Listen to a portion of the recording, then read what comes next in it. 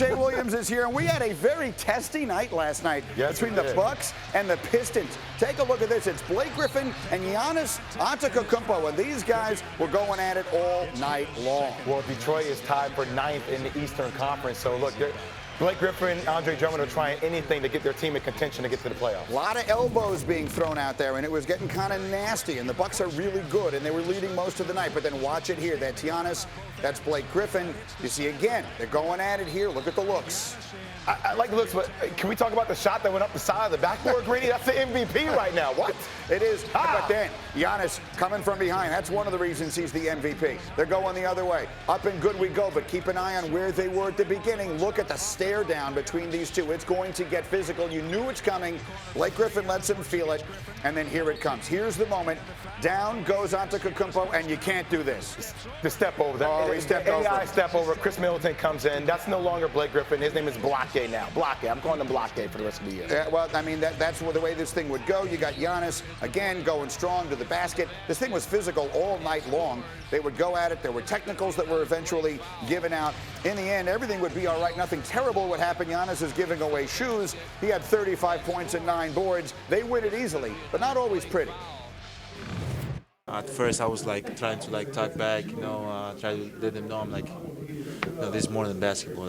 We can stop playing basketball, we can fight, But at the end of the day, my teammates want me in the game. My teammates want me to, keep my head in the game, and I was like, whatever, at this point, whatever. Why are you laughing? You were laughing as he was talking. Because I love Giannis, but Giannis isn't a fighter. That's not who Giannis is. Giannis plays. His play dictates how he feels. He had 35 and 9. He did his job. Blake tried to get a little bit physical, but look, the Greek Freak is special. He was the MVP last year. Is there anything he's doing better this year? He's shooting the ball. I mean, his shooting number from the three-point line is comparable to how LeBron shot the ball when he was 25 years old. And Grinny, he's not even thinking twice about it. We talk about Blake.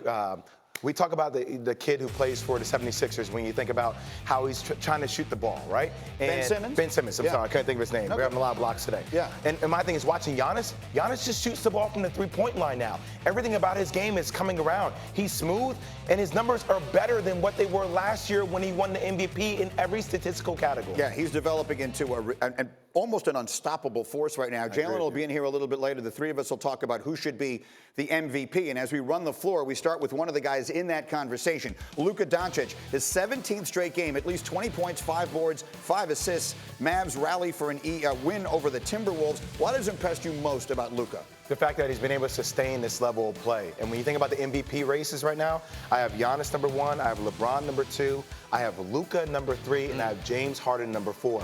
He has this team 5th place in the Western Conference right now for a Dallas Mavs team that people thought were barely going to make the playoffs. Absolutely. He has been and they have been a spectacular surprise. Next, Celtics, an easy home win over the Heat. What did you learn about these two teams last night? I learned something I already knew about the Celtics is that they're great at home. Their offensive rating at home is 2nd best in the league, averaging around 115 points, and on the road, it's 17th, Greeny. It's that big of a difference. Kemba Walker averages 30 points at home, but this team has all the pieces. They're just going to need support down low in the front court in order to go deep in the playoffs. And then finally, back to what was yesterday's topic of the day, the Rockets will likely file an official protest about the James Harden dunk that wasn't. What should the league do about this? The league shouldn't do anything, and the game's over.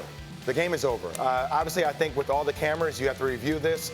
They missed the 30-second window. I think that's a little bit crazy. The teams should still be allowed to, put out the challenge flag for a situation like that, even if it passes the 30-second window, if they're arguing with the refs. But you can't go back and change this game. And what happens if this happens in the playoffs or NBA Finals? You can't do that. You can't go back and change the outcome of the game. Thanks for watching ESPN on YouTube. For more sports, highlights, and analysis, be sure to download the ESPN app. And for live streaming sports and premium content, subscribe to ESPN Plus right now.